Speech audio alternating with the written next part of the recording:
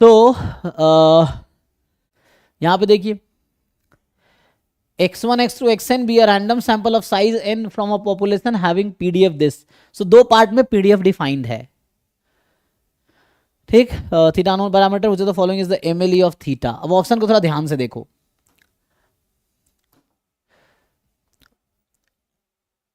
देखो ये कंडीशन है ना, देखो क्या है। सो अगर मैं पहले ऑप्शन को आपको मैं सेपरेट करके लिख के दिखाऊं, जो पहला ऑप्शन है एक्चुअली ये कहना चाह रहा है, अब ध्यान से देखो, जो फर्स्ट ऑप्शन है ऐसा है, देर आर टू कंडीशंस, एक ये और ये।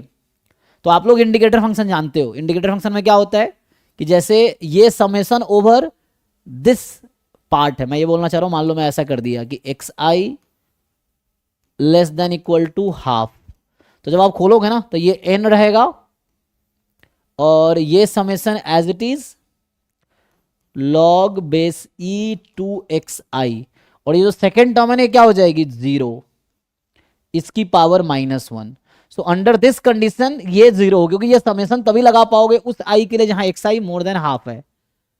लेकिन यहां तो हमने less than equal to half ले रखा है, तो इस समेशन के करस्पॉन्डिंग वैल्यू 0 आई, क्योंकि समेशन यूजफुल नहीं होगा ना, क्योंकि ये समेशन तभी यूजफुल है जब x i more than half होगा, हम under x i less than equal to half की बात कर रहे हैं।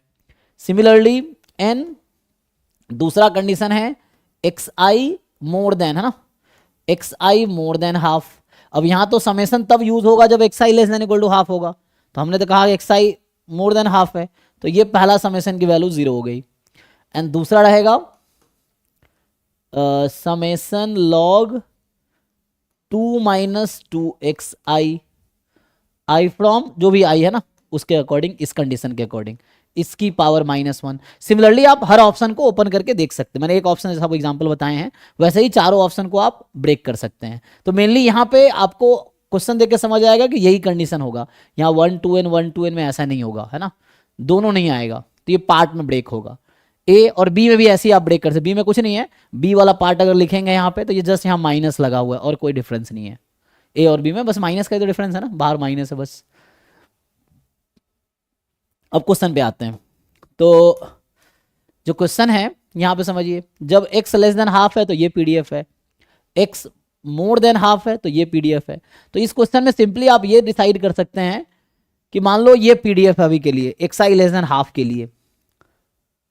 So what will be MLE under this condition, निकाल सकते हैं। अभी इसको इग्नोर करो चाहो तो, हम x i less than half के लिए बात कर रहे हैं, तो आप x i less than half के लिए एमएलई निकालोगे, ये पीडीएफ यूज करो, तो इसका लाइक्लीहुड फंक्शन क्या होगा, थीटा की पावर n 2xi का प्रोडक्ट थीटा -1। अब क्या करोगे, यहाँ x i less then half है, तो अब क्या करते हो आप लोग, कैसे एमएलई निकालते हो, you just maximize the likelihood function या लॉग लाइक्लीहुड फंक्शन, तो आप लॉग ले लो लाइक्लीहुड फंक्शन का, मैक्सिमाइज करो सिर्फ इस पीडीएफ को, इस पार्ट को यूज करके। सिमिलरली आप इस वाले पार्ट को यूज करके जहां x i more than half है, इसको पीडीएफ यूज करो, इसके करस्पॉन्डिंग लाइक्लीहुड फंक्शन निकालो, देन आप मैक्सिमाइज करो उस लाइक्लीहुड फंक्शन को, फिर देखो क्या मिलता है आपको। कर पाएंगे अलग अलग, तो जब फाइंड करोगे ना पहले पार्ट के अकॉर्डिंग, तो आपका जो इस पार्ट से थीटा की वैल्यू आएगी पॉइंट ऑफ मैक्सिमा, वो ये बन के आएगी -n summation log 2xi, I think ये आता है, और मोर देन हाफ का करस्पॉन्डिंग ये आएगा -n समेशन लॉग 2 - xi। अब दोनों कंडीशन एक साथ तो हो नहीं सकता, कॉम्प्लीमेंट्री है, तो इसलिए इन्होंने ऐसा किया है कि फॉर दोज जब xi मोर देन हाफ ऐसा है, ये है, तो ऑप्शन बी सही हो जाएगा। तो इस क्वेश्चन में सिंपली आपको ब्रेक करना है, इसके अलग एलिमेंट निकालो, इसके अलग निकालो, ऑप्शन डिस्कार्ड हो जाएगा बाकी, तो है ना, तो यहाँ xi लेस देन हाफ के लिए ये आएगा और xi मोर देन हाफ के लिए ये आएगा, तो इसमें आप करेक्ट कर सकते हैं। भाई करके देखो, नहीं तो फिर मैं अगले क्लास में डाउट पूछना, फिर मैं लिख के बताऊंगा। समझ आना क्या बोल रहा हूँ, लाइक्लीहुड फंक्शन ना अलग अलग कंडीशन में अलग अलग आएगी ना, ऑब्जर्व वैल्यू दिया नहीं कि आप क्या यूज करोगे, तो वैसे सॉल्व करके देख लो, ये है।